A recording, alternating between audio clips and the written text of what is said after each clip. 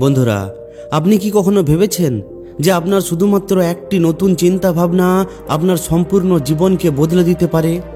2025-এর এই নতুন বছর আপনার কাছে একটি দারুণ সুযোগ পুরনো অভ্যাসকে ছেড়ে ফেলার আর এমন একটি চিন্তা ভাবনা আপন করার যেটা আপনাকে নিজের স্বপ্ন পূরণ করার জন্য প্রেরিত করবে।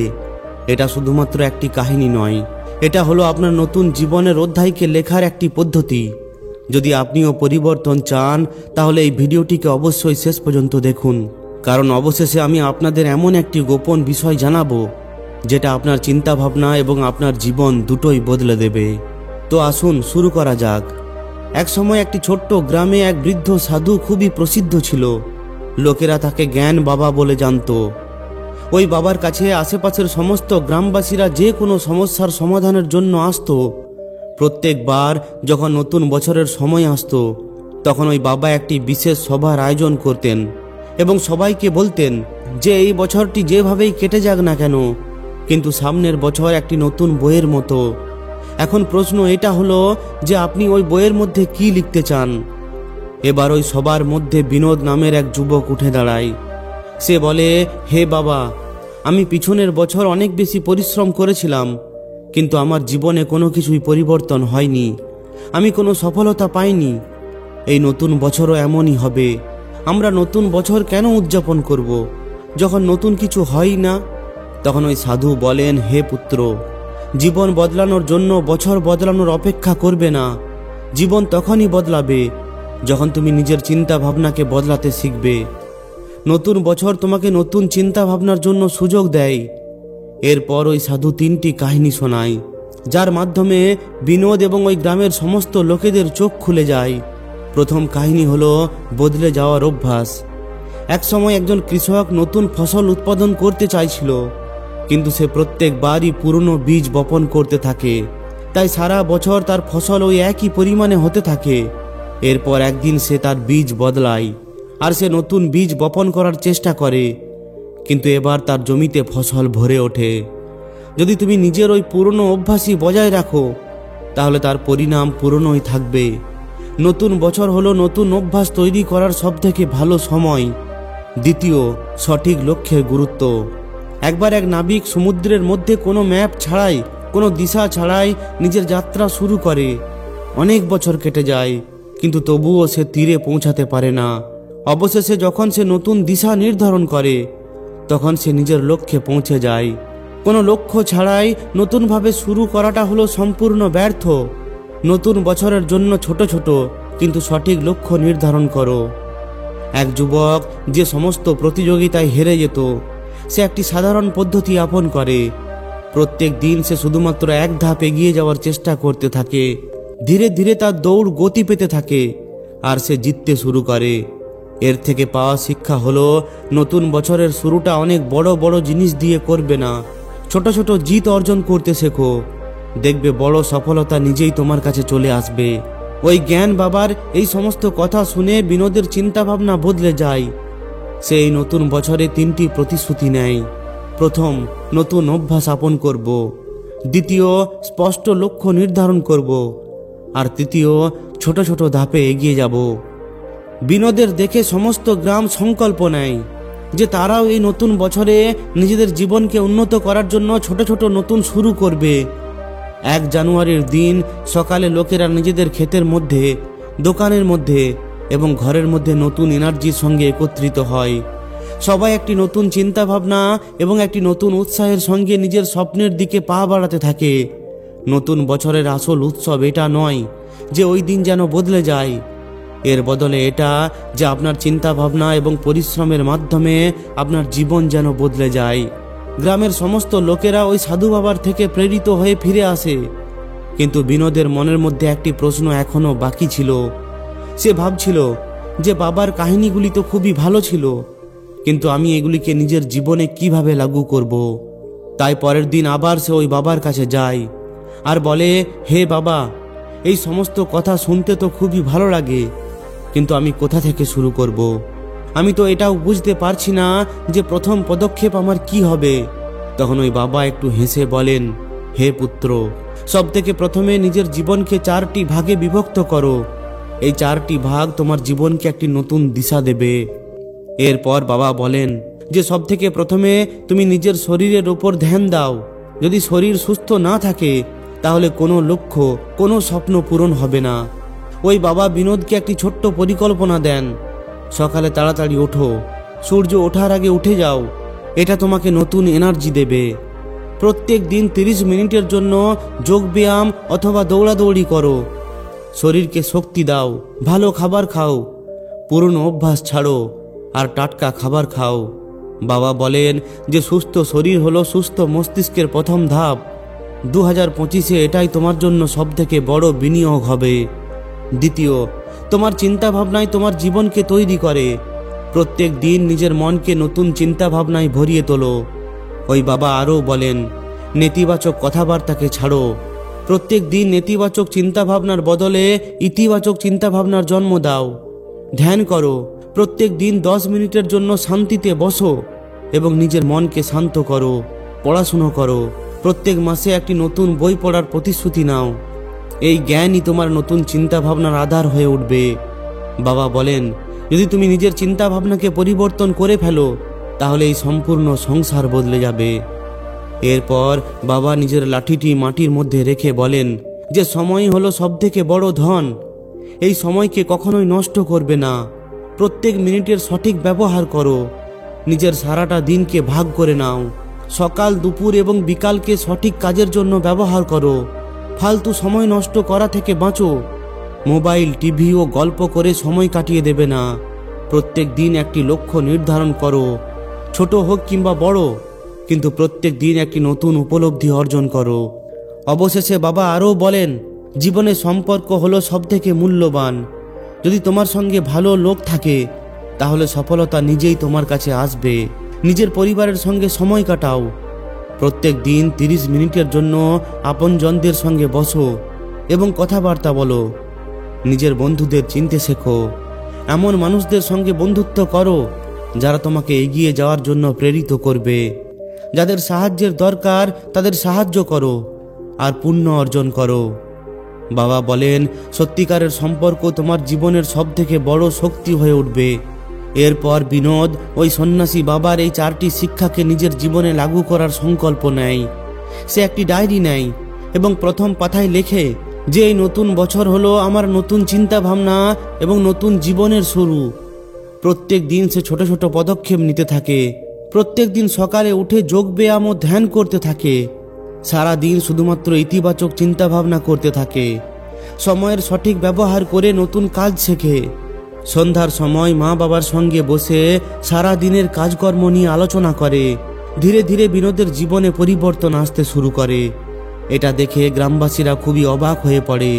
তারা ভাবে যে এই যুবক যেখানে আগে হতাশ হয়ে থাকতো তাকে এখন সবথেকে বেশি খুশি এবং সফল বলে মনে হচ্ছে।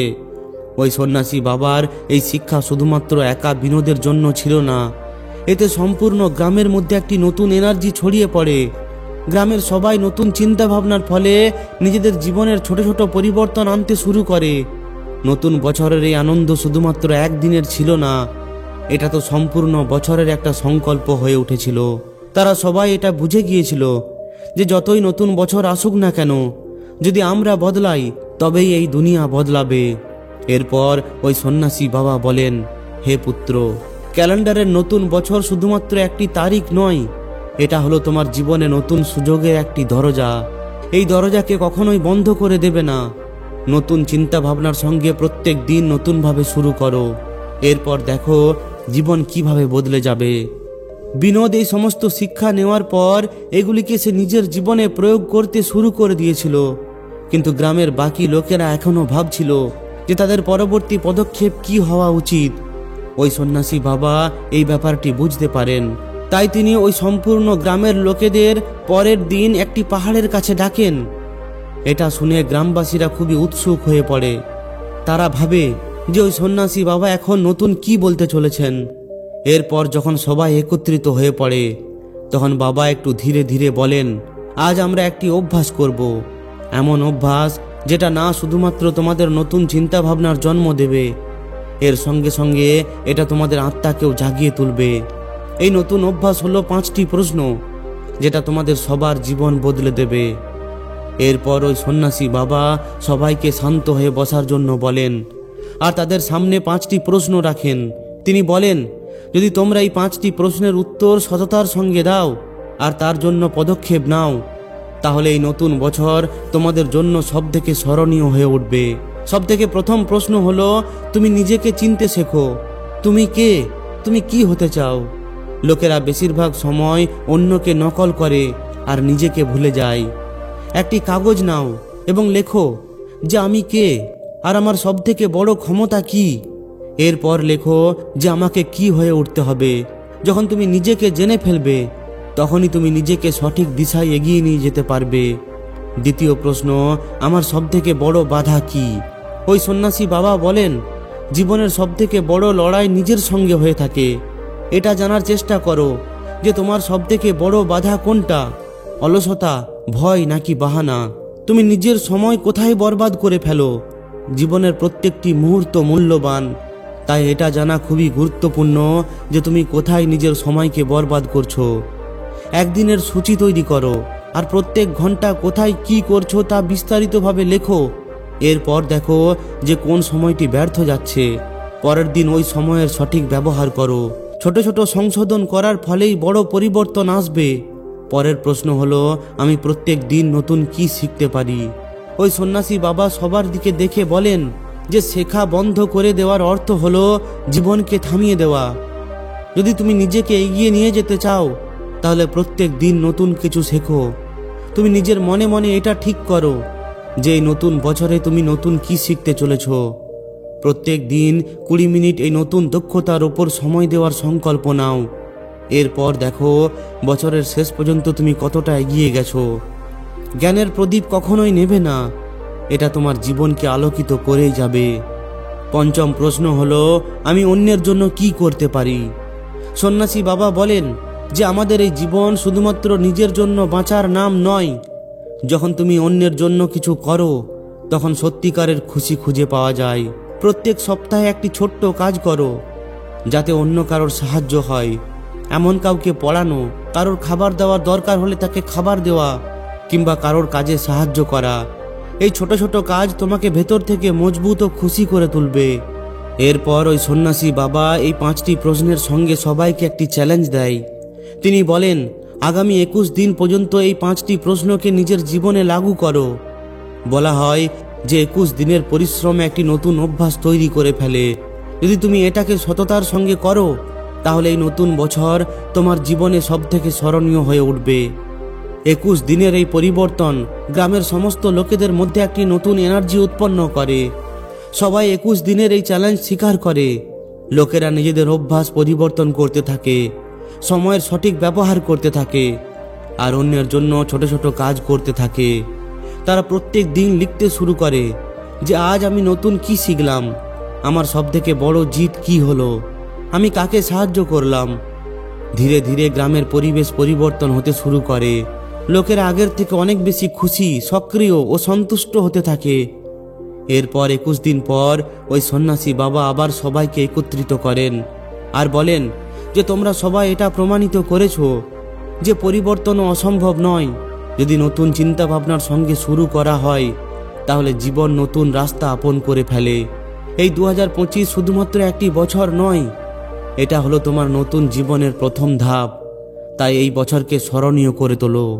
সবশেষে ওই সভায় উপস্থিত সমস্ত লোকেরা একসঙ্গে বলে যে তারা নতুন চিন্তা ভাবনার সঙ্গে নতুনভাবে শুরু করবে।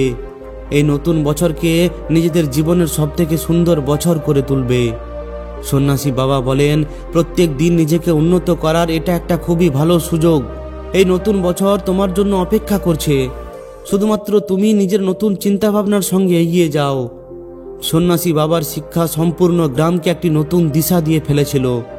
ওই 21 দিন পর সবাই অনুভব করে যে পরিবর্তন অসম্ভব নয়, কিন্তু ওই বাবা জানতেন যে আসল উৎসব এখনো বাকি আছে। তাই ওই সন্ন্যাসী বাবা গ্রামবাসীদের আবার একবার ওই সবাইকে একত্রিত করেন, একটা নতুন ঘোষণা করেন। তিনি বলেন, এবার নতুন বছরের আনন্দ একটু আলাদা হবে। আমরা একটি নতুন পরম্পরা শুরু করব। গ্রামবাসীরা অবাক হয়ে পড়েন। নতুন পরম্পরা, এটা আবার কেমন বাবা? তখন ওই বাবা একটু হেসে বলেন, আমরা সবাই কোনো একটি সংকল্প নেব, নিজের নিজের পরিবারের এবং নিজের সমাজের। এই সংকল্প তোমার জীবনকে একটি নতুন দিশা দেবে। ওই সন্ন্যাসী বাবা আরও বলেন যে সংকল্প নেওয়া খুবই সহজ, কিন্তু সেটাকে পালন করাই হলো আসল পরীক্ষা। এই জন্য প্রত্যেক মাসে আমরা এই সংকল্পের হিসাব নেব যে কে কতটা এগিয়ে গেল এবং কার সাহায্যের দরকার। সমস্ত লোকেরাও এই ব্যাপারে সহমত দেয়। এরপর প্রত্যেক মাসে ওই গ্রামের মধ্যে একটি ছোট্ট সভার আয়োজন করা হয়, যেখানে লোকেরা নিজেদের সংকল্পের ব্যাপারে বলতে থাকে। এই সভার মধ্যে কেউ বলে, প্রত্যেক দিন সকালে ব্যায়াম এবং ধ্যান করা আমার প্রতিদিনের অভ্যাস হয়ে উঠেছে। আবার কেউ বলে, আমি 3টি বই পড়ে ফেলেছি, আমার বিশ্বাস যে আমি পরীক্ষায় অবশ্যই পাস হয়ে যাব। এরপর ওই বিনোদ বলে, আমি মোবাইলের ব্যবহার অনেক কম করে দিয়েছি আর পড়াশুনোয় অনেক বেশি মন দিয়েছি। এখন আমি ভাবছি যে আমি আগে কেন এগুলো করিনি। এইভাবে বছরের শেষে যখন আবার সবাই একত্রিত হয়, তখন ওই উৎসবের মধ্যে, ওই আনন্দের মধ্যে কোনো বাজি ফটকা থাকে না। ওই আনন্দের মধ্যে ছিল প্রেরণায় ভরে থাকা লোকেদের নানান কাহিনী। তারা সবাই একে অপরকে নিজেদের সফলতার কাহিনী শোনাতে থাকে। তো বন্ধুরা, আশা করি এই ভিডিওটি থেকে আপনি অনেক কিছু শিখতে পেরেছেন। যদি ভিডিওটি ভালো লাগে তাহলে অবশ্যই একটি লাইক ও শেয়ার করে দিন। আর যদি এই ধরনেরই শিক্ষামূলক ভিডিও আরও পেতে চান তাহলে আমাদের এই চ্যানেলটিকে অবশ্যই সাবস্ক্রাইব করে নিন। ধন্যবাদ।